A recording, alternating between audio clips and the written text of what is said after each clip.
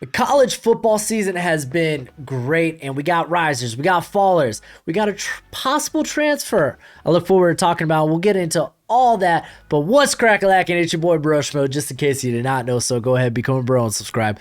Leave that thumbs up if you enjoy the content. It helps the video a ton. So help me help you. Help me give you more content. And let me know what you think in the comment section below. Let me know some of your risers, some of your fallers, stuff like that. I look forward to hearing from y'all. And the goal here, I want to give y'all some names maybe that aren't on your radar, but at the same time talk about some guys that we all probably know about that maybe have seen better days. But let's go ahead, let's get into the nitty-gritty. HENDON Hooker, hopefully I said that first name right, out of Tennessee, has been balling this year. Admittedly, I have only seen probably a game and a half of him this year. So don't hold me to this. Like, I came in this year being more familiar with his work at Virginia Tech last season and the year before. This guy was primarily known for his legs.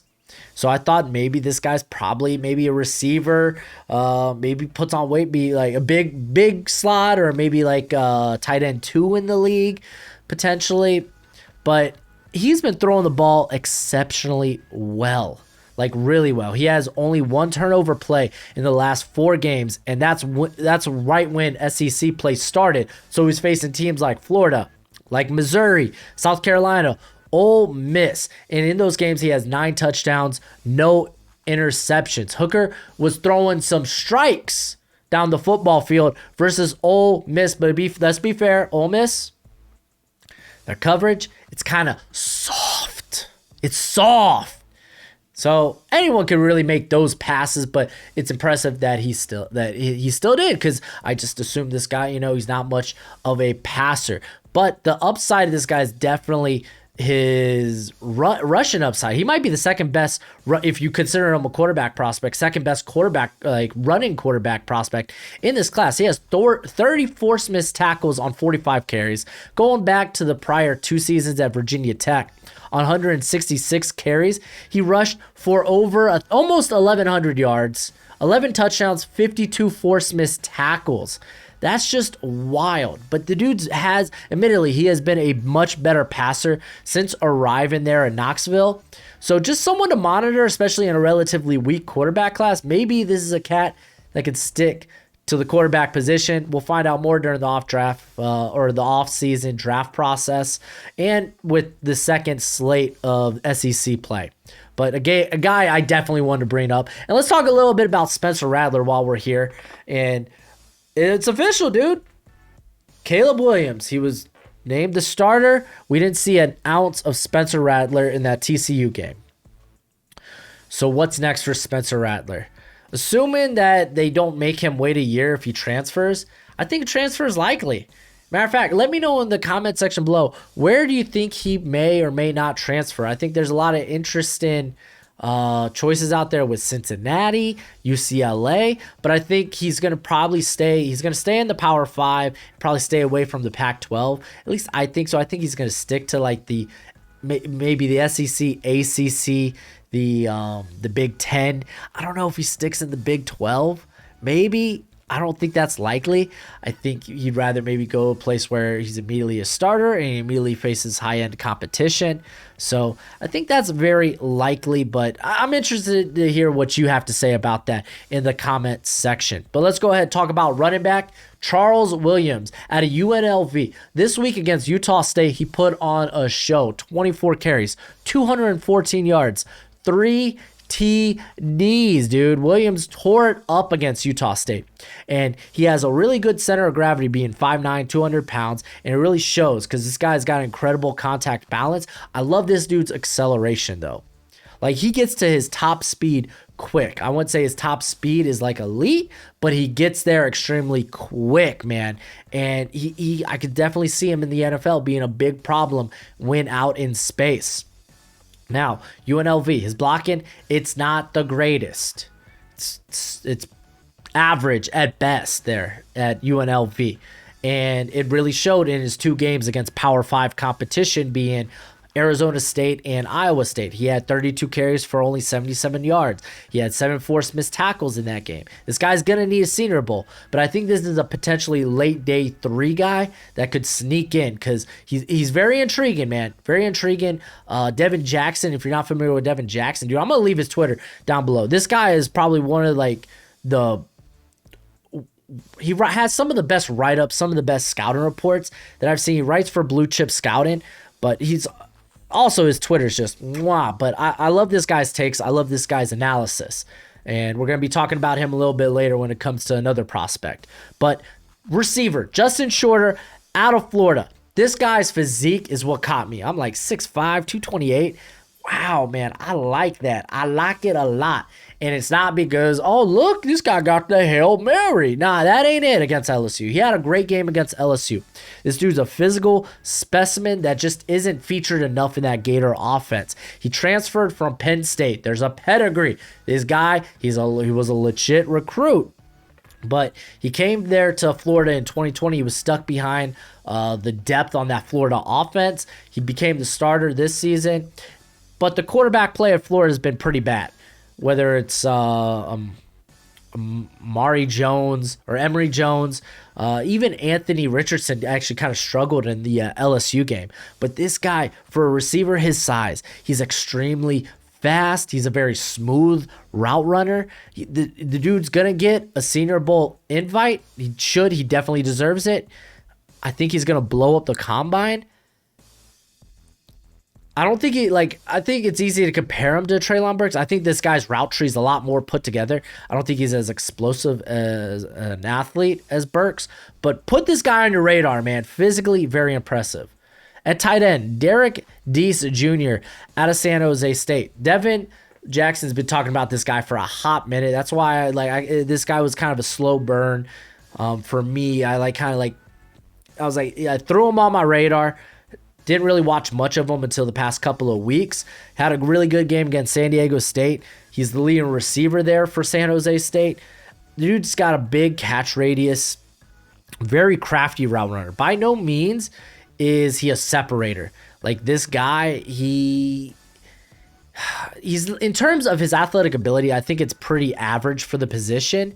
But the dude has the ability to just separate. It's just such a smooth route runner. He's consistently challenging the catch point and winning there. Like Devin Jackson, again, huge fan of this guy. I respect that guy's opinion a ton. I've watched him, not impressed with him as an athlete, but the guy, he produces. Could be another late day 3 option. That's why I kind of want to throw his name out there. So let's talk about a guy that just really helped his stock this week. Charles Cross, against Alabama, allowed no pressures on 66 pass blocking snaps. We know that means a lot more because they're in Mike Leach's offense. Those tackles, they're dealing with a lot of one-on-ones. He was impressive. He did have 2 penalties. Bound to happen. I'm surprised that he just didn't allow pressure. Like, even if he did, he didn't allow a sack. That's what got me, dude. It was a masterful performance. If you remember at the beginning of the year, I was like, there's 2 guys in this class, Zion Nelson and Charles Cross, who they play in the Power 5. They have extraordinary athletic upside. And I was like, I think Zion Nelson, at least he's the one that's trending. That's, at least in terms of development, looks like he's going to take the next big step. I was wrong. It's Charles Cross. Charles Cross looks great. I think he has cemented his status as a tackle that should be drafted in the first round. I'm a big fan. And I know Alex from the Hail Mary podcast has probably told you. He was telling me that at the beginning of the year too, man. On the interior, Michael MAIETTI, I believe is how you say his name, out of Mizzou. This is one y'all been telling me to check out for a while. This guy, typically I'm a real sucker for these undersized center prospects. He's 6'1", 290, so that's already, it's like, ooh, he's really small for, at least for that position. But you don't mind, the being sub 300 too much. But now you're 6'1". It's like, oh, okay, interesting. He's a former Rutgers transfer. He's only allowed 1 sack through 1,700 pass blocking snaps. Pretty darn good. The production's there. Watching him on film, man, Uh, like, I get the production's probably a big reason why a lot of people like this guy, but he's girthy, right? But he, even in his good game, like, this guy gets overpowered a lot by defenders, and it hasn't been a lot to his detriment, but there's been a lot on tape that I've seen. I don't think this guy can handle NFL strength, or at least it's going to give him real problems. But a guy with that type of production, you just can't ignore. Like, he moves well. He moves very well, but again, I think power is going to be an issue. Once he gets to the second level, he becomes a bit of a lunger in some cases. So I get why people like him, but I don't really see more than a late day 3 guy in Michael here. So I checked him out for y'all. There's my honest opinion. Hopefully you don't hate me for it. Let's talk about the defense. A riser here, Matthew Butler from Tennessee. 2 Tennessee guys on the same list. Played a great game against Ole Miss. 4 pressures, 2 sacks, a forced fumble. This guy has played everywhere on the interior for Tennessee, whether it was 3-tech, whether he was playing nose tackle. But let's be honest, the guy's probably going to be a 3-tech only prospect at sub 300. And that's actually where he gets a lot of his pressure from. This guy gets off the line extremely quick. He plays with a high motor, plays with great leverage. He's been a monster as a pass rusher with 14 pressures and 3 sacks on the season. However, there are times this guy in the run game especially gets stuck on blocks, and he actually misses quite a bit in terms of wrapping up the ball carrier. Like, he'll have the ball carrier dead to rights, and somehow they just get away. Like, again, this is kind of nitpicking. It's like those times that it happens that are kind of like few and far between, but still, it's something you notice. It's something where you're like, huh. So I kind of like this guy's an early day 3 right now. At edge, welcome back the return of Zion Toipaloa Fete out of Washington. He only played 10 snaps this week. He came up with 4 pressures, and they were impressive. And I was like, if I only have to watch 10 snaps of this guy, I'm totally down. If you're not familiar with the channel, I was extremely high on this guy going into the season. Unfortunately, well, I say high on this guy going into the season. High on this guy right after the 2021 draft. He was like my 3rd or 4th edge prospect.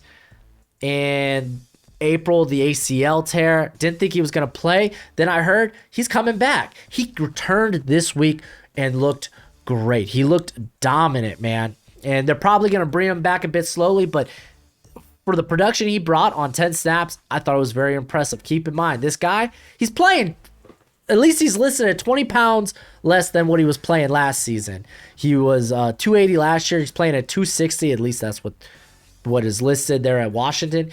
2020, he had 20 pressures, 7 sacks on only 95 pass rushing snaps. The sample size is another issue because this last year was his first year as a starter, and he just looked dominant. So we just needed a larger sample size, and now we might get that. We might get the rest of this season. He looked great, dude. He was extremely quick on, I think his first snap, it was like a stunt move where he bounced to the interior, and dude was just so quick. Still has the raw power despite dropping the weight.